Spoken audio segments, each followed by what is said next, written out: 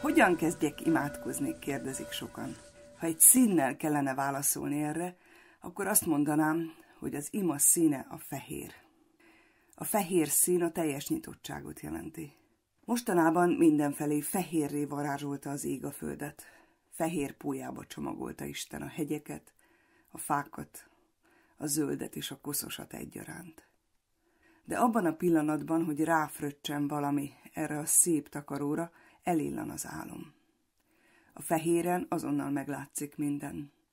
Ugyanígy az imában előjönnek hibáink, minden összevisszaságunk kitetszik.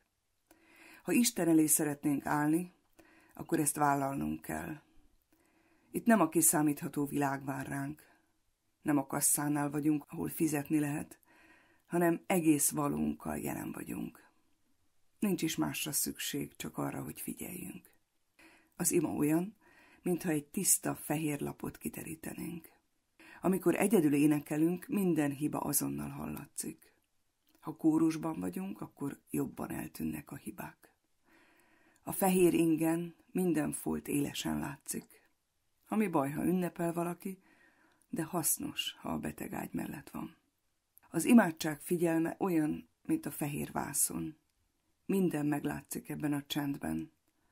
Ezért nehéz figyelmünket fenntartani az ima közben. Ugyanakkor a festő, ha alkotni akar, csak fehér vásznat tehet maga elé. Csak így kezdheti el a munkát. Az ima fehérje az a nyitottság is, hogy bármi megtörténhet.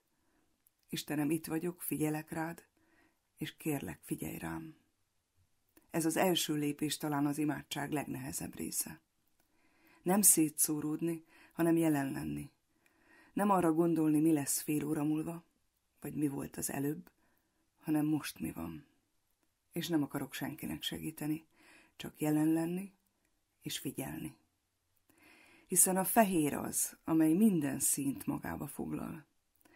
A fehérből bontakozik ki a szivárvány. A napsütése fehér, amikor igazán éles, és a felhők fölött nem is nagyon látunk mást, csak fehéret.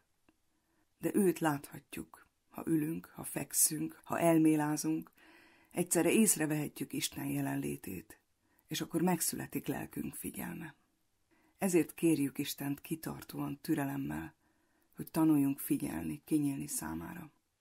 Ha egy-egy kis időre ez sikerül, akkor szinte beöltözünk egy ragyogó fehér ruhába, és már nem a szavak, nem a tettek, nem ennek a világnak az erői hatnak ránk.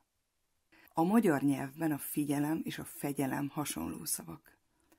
Képi világunkban szemmel tart, őriz az, aki figyel. A latin nyelvekben inkább a várakozó embert látjuk, amikor a figyelőre gondolunk.